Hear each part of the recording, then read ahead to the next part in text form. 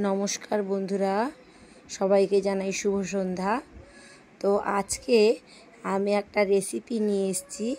এই যে দেখো, বর্ষায় ইলিশ মাছ আর আলু আর বেগুন দিয়ে হবে একটা পাতলা ঝোল, ইলিশ মাছের ঝোল। এই বাগান থেকে তুলে এনেছি যে দুটো বেগুন, আর এই যে এখানে রয়েছে একটা আলু কাটা হয়েছে আর বেগুনগুলো কাটা হয়েছে।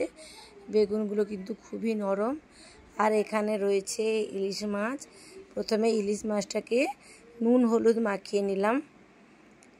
এখন তো বর্ষায় ইলিশ মাছ ভালোই ওঠে, তো এখানে 4 পিস মাছ নেওয়া হয়েছে। নুন হলুদ প্রথমে মাখিয়ে নেওয়া হয়েছে, ভালো করে মাখিয়ে নেওয়া হলো।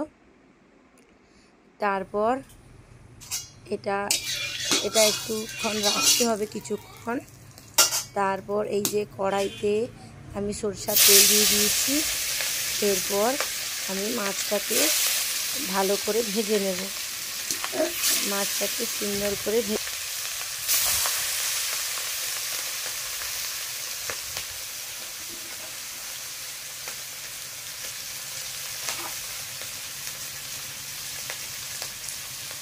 যেহেতু এটা পাতলা ঝোল হবে, তাই মাছটাকে কিন্তু বেশি কড়া করে ভাজলে হবে না। মাছটা কিন্তু এমনি একটু নরম থাকবে, জাস্ট এপিঠ ওপিঠ ভাজা হলেই কিন্তু মাছটাকে নামিয়ে দিতে হবে। এখানে দেখো যে মাছটা এক পিঠ কত সুন্দর হয়ে গেছে, আর এই যে এক পিঠ এরকম ভাজা হয়ে গেল। আর একটু হলেই কিন্তু মাছটাকে নামিয়ে নিতে হবে। এই যে ভালো করে মাছটা ভেজে নেওয়া হলো। এবারে এই যে মাছগুলোকে আমি নামিয়ে নিচ্ছি।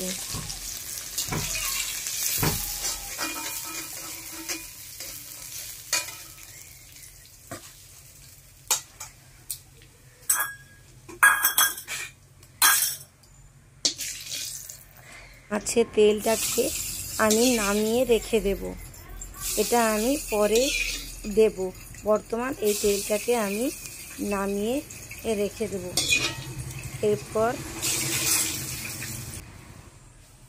এরপর কড়াইতে আবার একটু সরষের তেল দিয়ে দেব। তারপর আলু এবং বেগুন সবগুলো তেলে দিয়ে দেব, ভালো করে ভেজে নেব। ভালো করে ভেজে নেব।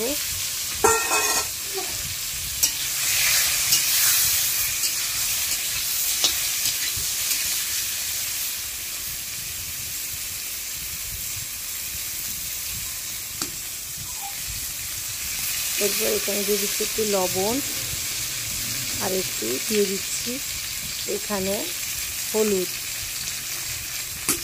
তারপর আলু এবং বেগুনটাকে ভালো করে লাল লাল করে ভেজে নেব।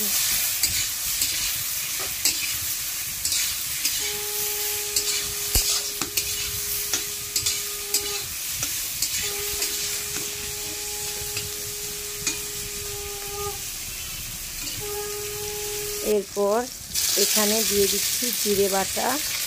জিরেটা যদি একটু কমে গেছে, আর একটু বেশি দিলে ভালো হয়। আর এখানে দেব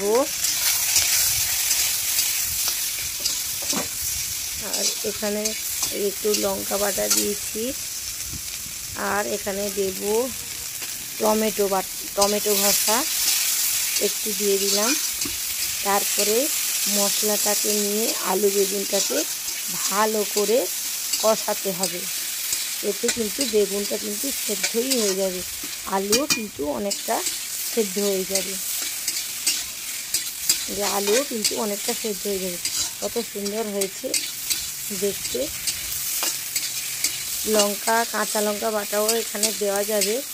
এখানে আমাদের কাঁচা লঙ্কাগুলো খুব ঝাল, কিন্তু এই শুকনো লঙ্কাগুলো কিন্তু অতটা ঝাল নেই।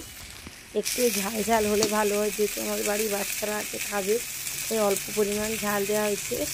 এরপর কড়াইতে মাছগুলো দিয়ে তাতে একটু এপিট ওপিট করে মশলাগুলোকে ভেতরে মাখিয়ে নিয়ে নেড়ে নিয়ে তারপর জল দিয়ে দেওয়া হচ্ছে পরিমাণ মতো। কারণ বেগুন তো সেদ্ধ হয়ে গেছে, আর বাদ বাকি সেদ্ধ হবে আলু। আলুও অনেকটা সেদ্ধ হয়ে গেছে। এই যে জল দিয়ে দেওয়া হলো, এরপর ঢাকা দিয়ে দেওয়া হবে। এই যে এখানে ফুটে উঠেছে, এরপরে এটাকে নামিয়ে নেব। এরপর যে তেলটা গড়িয়ে রেখেছিলাম সেই তেলটা কড়াইতে দিয়ে দেব, আর তার সাথে তেলটা ভালো করে গরম হলে দিয়ে দেব একটা তেজপাতা আর অল্প একটু কালো জিরে। এরপর তরকারিটাকে আমি ঢেলে দেব। এই এখন এর উপরে আপনারা কাঁচা লঙ্কাও দিতে পারেন, তবে একটু ঝাল ঝাল হবে। যেহেতু আমার বাড়িতে ছোটো বাচ্চারা খাবে তাই আমি দিইনি। একটু ফুটে উঠলেই নামিয়ে নিলে আজকের আলু বেগুন তরকারি রেডি। সবাইকে জানাই